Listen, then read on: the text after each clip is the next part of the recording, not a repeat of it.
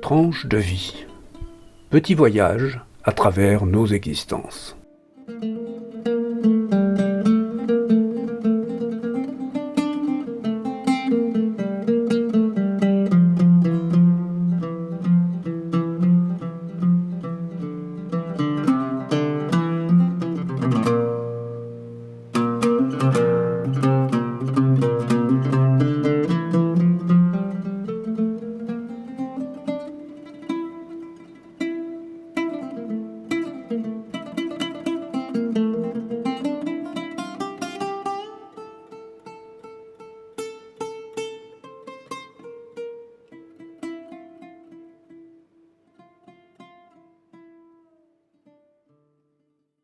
Chers auditeurs de Tranche de vie, vous avez pratiquement tous sans doute vibré un jour à un spectacle de cirque qui soit traditionnel. Vous avez vu des acrobates, des trapézistes, vous avez vu des numéros de dressage d'animaux, le dompteur mettre sa tête dans la gueule du lion, les éléphants faire des tours d'adresse. Mais aujourd'hui, nous avons le privilège, justement, d'accueillir une jeune artiste, Caroline, qui est une artiste de cirque, une circassienne confirmée. Et nous allons lui demander de nous parler de son métier. Caroline, bonjour, merci beaucoup d'avoir accepté l'invitation de Radio Libre en Périgord. Vous faites du cirque depuis combien de temps ? Et quelle est la discipline parmi les 5 ou 7 ? J'ai essayé de me documenter et les différents sites ne sont pas tous d'accord sur le nombre de disciplines circassiennes qui sont reconnues. Donc, depuis quand faites-vous du cirque ? Et puis, quelle est la discipline ou quelles sont les disciplines que vous pratiquez ? Alors bonjour, merci beaucoup pour l'invitation. Alors moi, ça fait à peu près 20 ans que je m'entraîne en cirque. Et en ce moment, je suis ce qu'on appelle une voltigeuse de main à main. Alors, le main à main, c'est une discipline qu'on retrouve partout dans le monde du cirque, sur tous les continents. Et ça se travaille avec un porteur ou une porteuse, ou plusieurs personnes en fait, qui vont me porter. Et donc moi, je vais être celle qui va faire des saltos et qu'on va rattraper. Et tout le travail se fait au sol. Donc on n'est pas sur des trapèzes, on est vraiment au sol. On appelle ça du main à main parce que la connexion se fait beaucoup dans les mains du porteur. Et puis aussi, la voltigeuse peut être aussi sur ses mains, dans les mains du porteur. Donc là, vous n'avez aucun accessoire, aucun agrès, et tout se fait comme ça entre les partenaires qui sont impliqués dans l'exercice. Exactement. Alors vous dites que vous faites ça depuis 20 ans, ça veut dire que ça comprend quand même, cette période, ça comprend votre formation, je suppose, parce que vous êtes toute jeune. Oui. J'ai travaillé pendant 10 ans en école loisirs à Chamiers, là, vraiment pas loin d'ici. Ah, vous avez commencé votre carrière de cirque à Chamiers, c'est formidable ça. Alors non, c'est pas vrai, pardon. J'ai commencé à Périgueux. L'école était d'abord à Périgueux, oui. Et après elle s'est déplacée à Chamiers. Je sais plus en quelle année. Oui, mais enfin bon, ouais. C'est quand même voisin. C'est très voisin, ça reste du local et c'est très bien. Alors... Et après, je suis allée pendant 4 ans à l'école de cirque de Québec, donc c'est une formation professionnelle. Et après, j'ai commencé à travailler en 2014, et donc en tant que voltigeuse de main à main. C'est là où je me suis spécialisée. Donc ça fait 6 ans que vous êtes devenue une professionnelle ? Exactement. Mais alors, pourquoi ce choix ? D'abord, je devrais vous demander pourquoi ce choix, et ensuite, pourquoi ce choix de Québec ? Comme ça, l'envie de faire du cirque, ça vous est tombé dessus un jour ? Complètement. J'ai toujours été fascinée par le monde du cirque. Depuis toute petite, j'étais très sportive et j'aimais pas la compétition. Et le cirque, c'est pas compétitif. L'univers me fascinait complètement. Je sais pas trop pourquoi, parce que j'étais vraiment toute petite. Je me souviens qu'à 5 ans, j'aimais déjà ça. Et puis, c'est vrai que ça a été possible. J'ai jamais eu de non. J'ai plutôt eu trouve une façon de le faire. Et donc, c'est pour ça, en fait, que j'ai continué mon rêve, parce que ça m'a pas été interdit. Et donc, pourquoi j'ai choisi Québec? Parce que au Canada, il y a une très grande tradition du cirque, donc vraiment le Canada français, donc Montréal et Québec. Il y a 2 écoles de cirque professionnelles qui sont très réputées. Et donc, après mon bac à 17 ans, j'avais envie de voyager, de découvrir un peu le monde. Et puis, c'est vrai que partir au Québec, c'était pas un trop gros changement de la France, puisqu'on parle français. Et c'était quand même relativement facile. Et puis aussi, surtout, j'ai passé les auditions et j'ai été prise. Alors justement, je voulais revenir un petit peu là-dessus. Vous dites que c'est pas compétitif, mais quand même, il y a une sanction dans le cirque. Vous êtes doué ou vous n'êtes pas doué. Je veux dire, et la sanction, c'est l'échec des numéros. Oui, c'est sûr. Mais alors, dans le loisir, c'est pas compétitif. Dans le loisir, il n'y a pas une équipe qui va gagner parce qu'il n'y a pas... Enfin, on est tous ensemble sur scène. Généralement, tous les enfants vont être sur scène et puis vont pouvoir vraiment trouver les spécificités qui leur correspondent le mieux.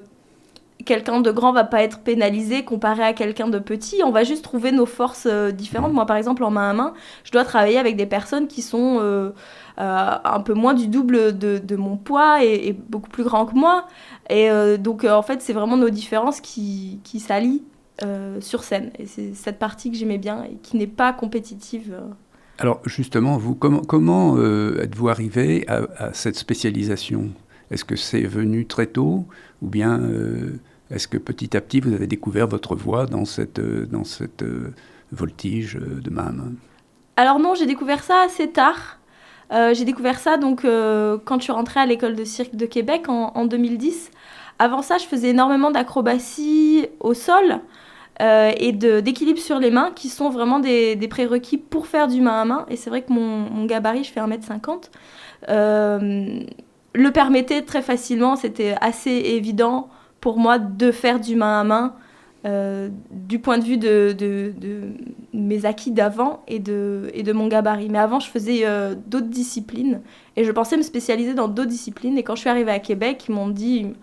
Les gens m'ont regardé, ils ont dit tu seras voltigeuse de main à main. C'était vraiment une évidence.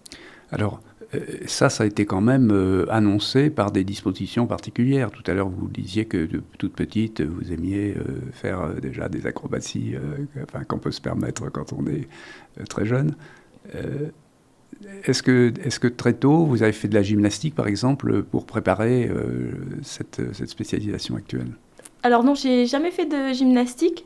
Ou très tard, quand j'avais 16 ans, j'ai fait une année de gymnastique, mais ça n'a pas tant impacté sur ce que je faisais au cirque. Non, j'ai vraiment juste travaillé à Unicirque avec donc Cyril Delbès, et qui avait vraiment une formation, qui savait former les jeunes donc, dans les mouvements gymnastiques, mais c'était pas dans un cadre... d'un gymnase, de gym artistique. D'accord. C'était vraiment dans le cadre d'un club de cirque. Alors, vous allez nous raconter maintenant un petit peu votre carrière. Cette école de Québec, du Québec, vous y avez trouvé ce que vous cherchiez, vous avez pu vous spécialiser. C'est une école dont vous dites qu'elle est réputée, qu'elle est prestigieuse. Est-ce que vous avez trouvé tout ce que vous attendiez à Québec? Oui, mais bon, on n'est jamais complètement prêt. Une école, dans n'importe quel corps de métier, c'est juste une école. Après, c'était assez facile parce qu'on était vraiment en collaboration avec des artistes professionnels en permanence. Donc, oui, ça m'a énormément préparée. Mais c'est sûr que la transition, ça a pris du temps parce que pour travailler, il faut avoir un CV. Et donc, au début, c'est pas toujours facile. Et ça, une école ne ne peut pas la porter. Alors, comment ça se passe dans une école de cirque? Un jour, on vous dit, ben voilà, vous êtes prête à vous professionnaliser et à entrer dans la carrière. Et puis, on vous donne une sorte de diplôme et on vous dit, voilà, vous êtes capable de faire ça, ça et ça. Et à ce moment-là, vous cherchez du travail dans des cirques? Exactement, oui. C'est une école avec un cursus approuvé par le ministère de l'Éducation canadien, qui sont aussi en collaboration avec la France. Mon diplôme est aussi reconnu en France. J'ai un équivalent Bac+2 en art du cirque. C'est des cours qui sont donnés pendant 3 ans. Moi, je fais 4 ans avec une année préparatoire. Pendant 3 ans, on a des cours qui sont vraiment... Il y a vraiment un programme ministériel comme dans n'importe quel autre programme scolaire. D'accord. Donc, pour être qualifié, il faut que vous soyez capable de faire un certain nombre de choses oui. Et qui sont codifiées, si je puis dire. Oui. Alors, après ça, vous commencez à chercher des contrats? Exactement, oui. Et vous allez... alors, vous l'avez fait au Canada, ça? Alors oui, j'ai travaillé pendant... d'abord, en sortant de l'école, j'ai eu des petits contrats qui duraient 2 mois. Des fois, c'était juste une représentation. Ou une semaine, ça dépendait. J'ai eu pas mal de variétés. Après, j'ai signé un contrat avec le Cirque Éloise. Donc, c'était un contrat de 1 an avec une compagnie qui est basée à Montréal.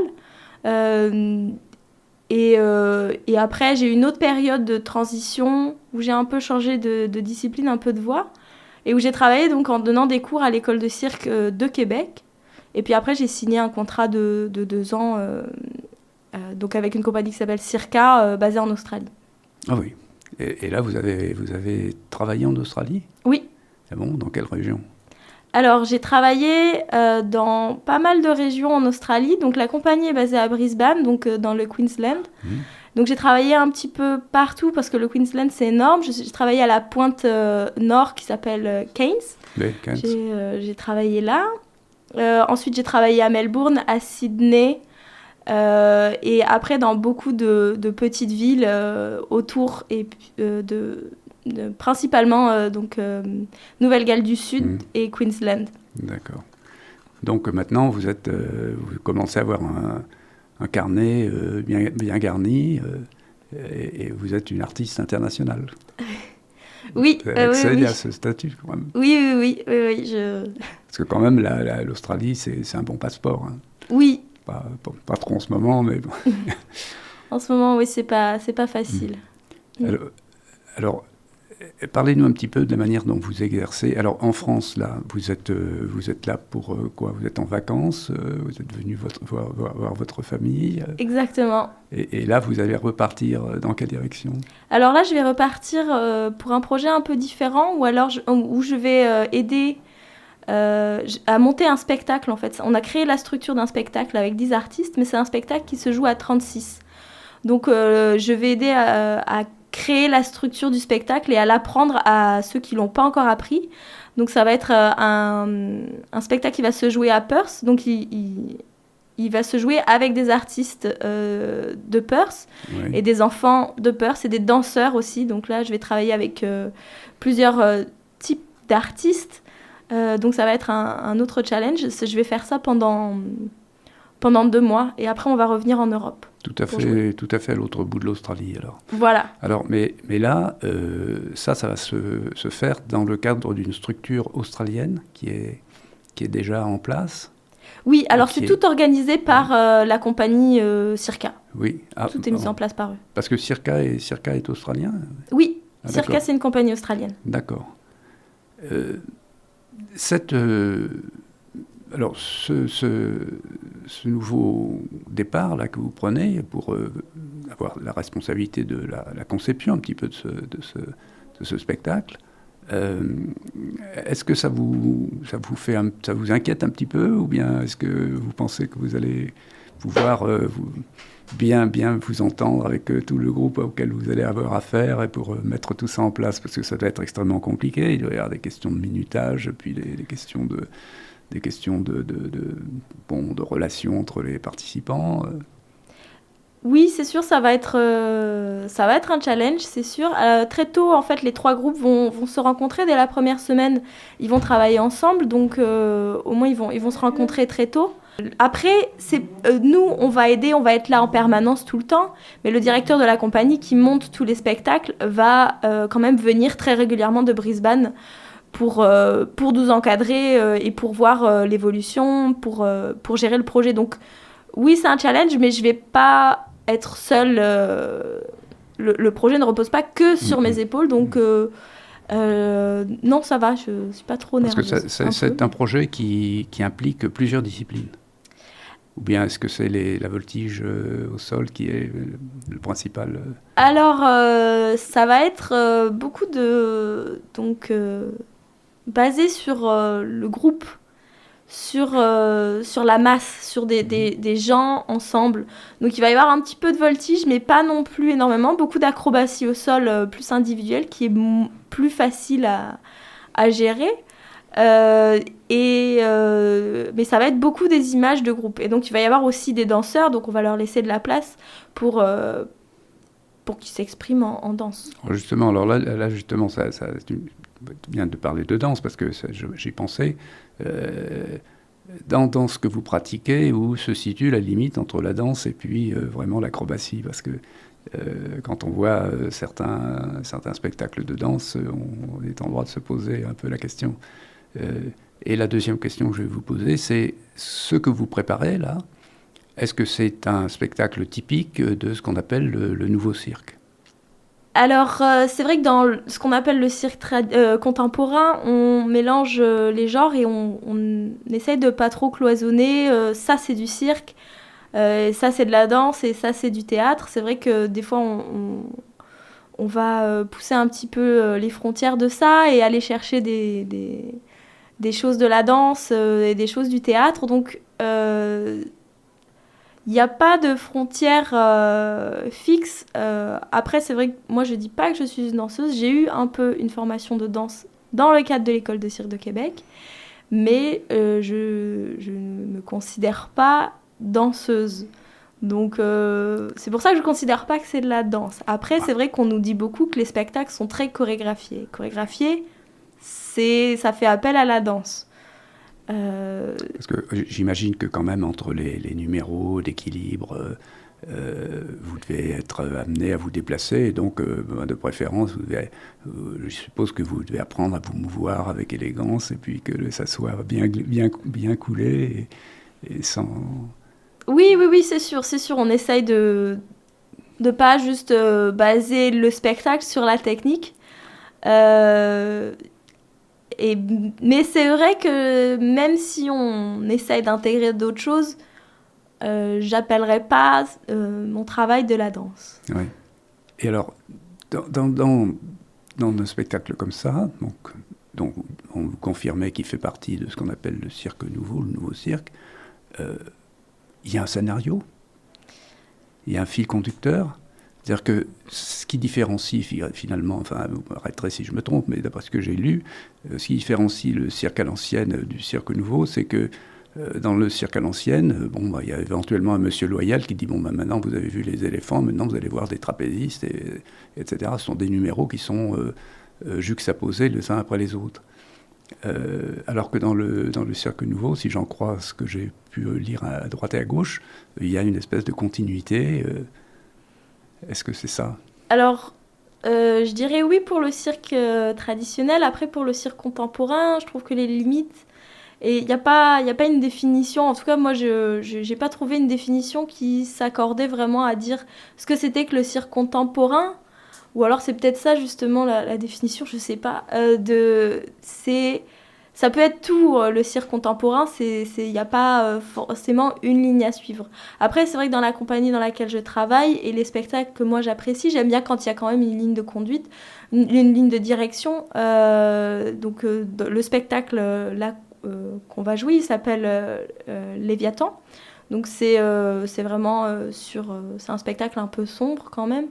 Donc sur les masses humaines, la place de l'individualité dans dans le groupe et donc un petit peu sur l'oppression et puis sur les libertés aussi. Ah oui, donc c'est quand même nettement différent de Bouglione ou de Hamar. C'est vrai que le cirque contemporain a une grande tendance à être très politisé. Oui, et puis deuxièmement, il y a aussi l'absence ou l'extrême rareté, sinon l'absence totale d'animaux, maintenant qui est en train de s'installer comme une constante. Oui, oui, c'est sûr qu'il y a très peu d'animaux. Des fois, il y a certaines compagnies qui ont des animaux. Généralement, je n'ai jamais vu de spectacle qui se dit contemporain et qui avait des animaux sauvages, pas domestiques. Oui, on voit encore quelques animaux domestiques, bien sûr. Oui, oui, oui. Mais c'est vrai que dans le cirque traditionnel, il y a beaucoup de spectacles maintenant qui retirent leurs animaux, mais qui restent pour moi quand même des cirques plus traditionnels, dans le sens où ils vont faire numéro après numéro avec un monsieur loyal, mais qui vont quand même retirer les animaux parce que là c'est une grosse... Oui, là il y a une pression. Voilà. Alors, quand même, vous êtes entré dans le métier maintenant. Il y a des paillettes, il y a des applaudissements, le public est conquis, tout ça, ça doit être terriblement excitant. Mais quand on considère tout ce qu'il y a en amont, il doit y avoir aussi des choses, des contraintes qui sont pénibles. Hein. Il doit y avoir des chutes, il doit y avoir des échecs. Comment vous vivez ça? Est-ce que vous avez peur quand vous faites certains numéros? Alors la peur se dompte, la peur est nécessaire, je pense pas qu'il faut éliminer la peur c'est ce qui nous montre les limites. Oui, des fois j'ai peur, j'ai un peu d'appréhension, j'ai pas, du moment que la peur est contrôlée, la peur est pas paralysante, je pense que la peur est nécessaire, du moment qu'elle ne surpasse pas l'excitement que l'on a à faire ce métier. Après, oui, c'est sûr, il y a des choses que, bon, c'est vrai que je suis encore jeune, mais quand j'étais encore plus jeune, je les faisais sans trop y penser. Maintenant, j'y pense plus. Et oui, les blessures font partie du quotidien et on a même différentes classes de blessures. On a les petits bobos qu'on a toujours mal quelque part. J'ai pas un ami qui a pas mal quelque part à un moment donné, dans la journée. On a toujours mal quelque part. Après, si ça nous handicape pas dans le travail, ben, ça va. Et puis après, ben, y a des blessures de plus en plus importantes. Et c'est vrai que j'ai beaucoup d'amis qui se font opérer des épaules, des genoux assez régulièrement. Ah oui. Vous avez échappé à ça jusqu'à présent ou... Alors j'ai eu une petite blessure au coude, donc mon coude s'est luxé. C'était assez douloureux. Oui, ça va être très douloureux, c'est très douloureux. Enfin, réputé très douloureux, la luxation d'ailleurs. Mais au final, en 3 mois, j'étais de retour sur scène. Oui. Donc c'était quand même... et puis j'ai aucun séquelles. Oui, donc j'ai été chanceuse. Les ligaments ont été intacts. Ah non, j'ai plus de ligaments dans le coude. Non, il n'y a plus de ligaments, carrément. Bon. L'important, c'est que ça ne vous empêche pas de continuer à pratiquer, bien entendu. Exactement, oui. Qu'est-ce que vous pensez des procès qui sont faits maintenant au cirque traditionnel, et puis en disant, bon voilà, il ne faut plus utiliser d'animaux, et puis il faut qu'il y ait quand même un peu plus d'âme dans ce qui est montré. Est-ce que vous pensez que les formes traditionnelles du cirque sont appelées à disparaître? Je pense qu'elles sont appelées à se transformer, c'est sûr qu'il va falloir qu'elles se transforment. Moi, je suis contre l'utilisation des animaux sauvages et domestiques dans une certaine mesure. Dans le cirque traditionnel, je trouve que c'est pas nécessaire au cirque, les animaux. À mon avis, je pense qu'ils doivent vraiment changer ce qu'ils sont en train de faire. Après...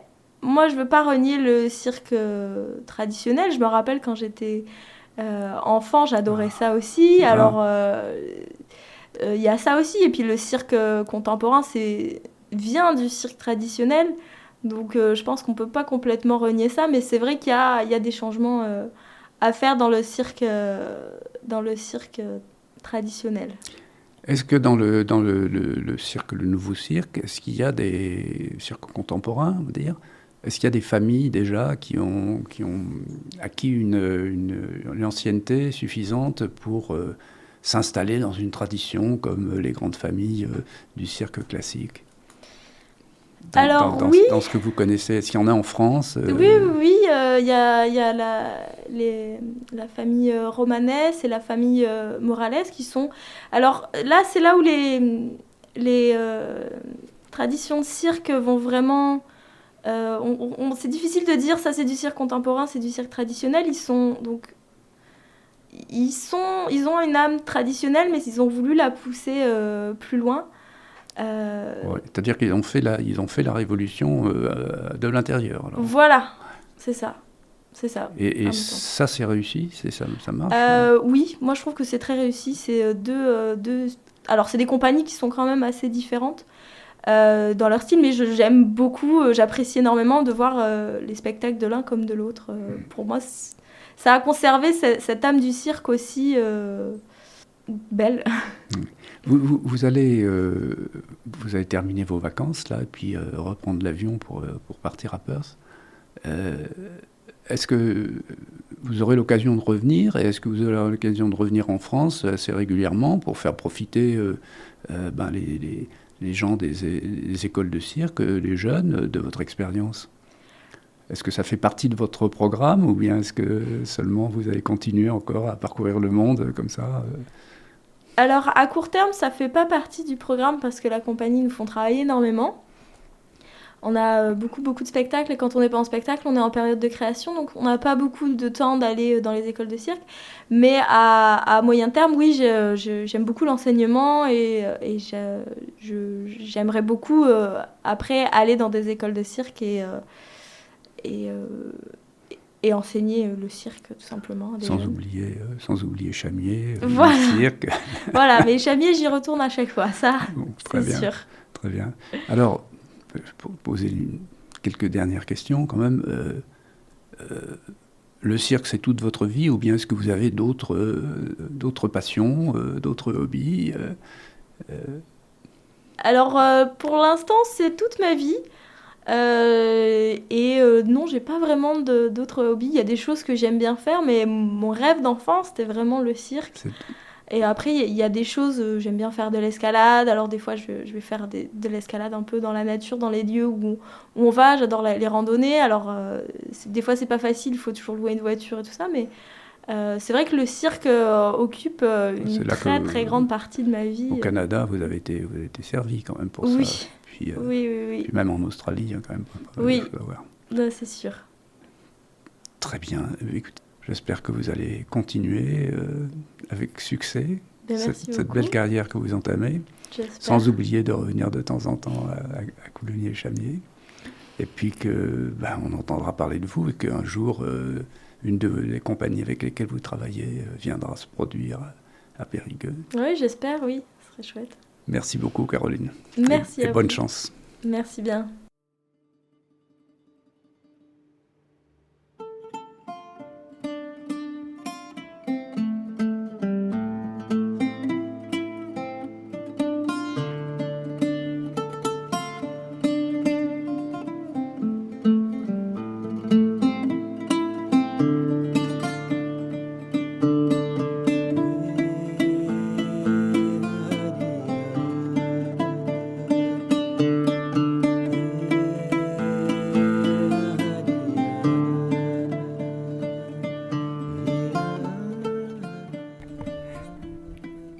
C'était Tranche de vie, une émission proposée par Jean-François.